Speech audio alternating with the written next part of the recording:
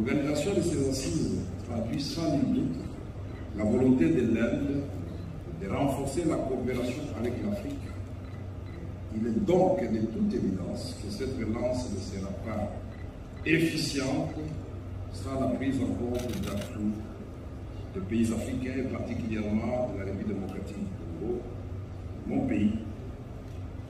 Aussi aux dimensions continentales, avec des atouts innombrables et inégalés, la RDC est le cœur de l'Afrique, comme nous avons l'habitude de le dire. Mesdames et messieurs, différents rapports des Nations Unies sur le commerce et le développement indiquent que l'Afrique est la région la plus rentable du monde et enregistre les taux les plus élevés de rendement des investissements directs étrangers. L'Afrique a des perspectives de croissance économique qui comptent parmi les plus prometteuses au monde. Elle possède des réserves en ressources naturelles qui font espérer un avenir prometteur pour le développement des chaînes de valeur. Elle a une population jeune en expansion constituant une main-d'œuvre, un marché formidable. Elle entreprend différentes réformes qui tendent aujourd'hui à réduire le niveau des risques jadis très élevés. Mesdames et messieurs, en cite des opportunités du continent africain, la République démocratique du Congo, grâce à sa forêt, deuxième poumon de l'humanité, ses ressources minières, notamment le cobalt, le lithium et le cuivre, ainsi qu'à son potentiel hydroélectrique, estimé à 100 000 MW, apparaît comme d'aucuns l'appellent l'espoir de l'humanité. À ce moment où notre planète est en train de brûler par la suite du réchauffement climatique. Ce n'est pas exagéré de dire que grâce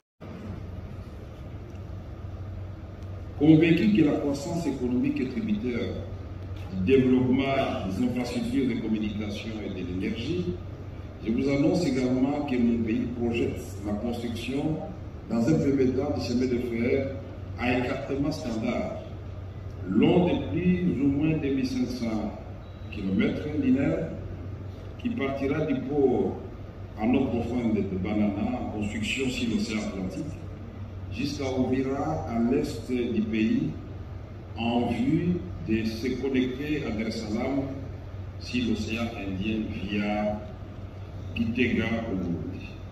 Le dragage et le balisage du fleuve Congo est un boulevard naturel de plus de 4000 km et de tous ses affluents navigables afin de faciliter le transport intérieur.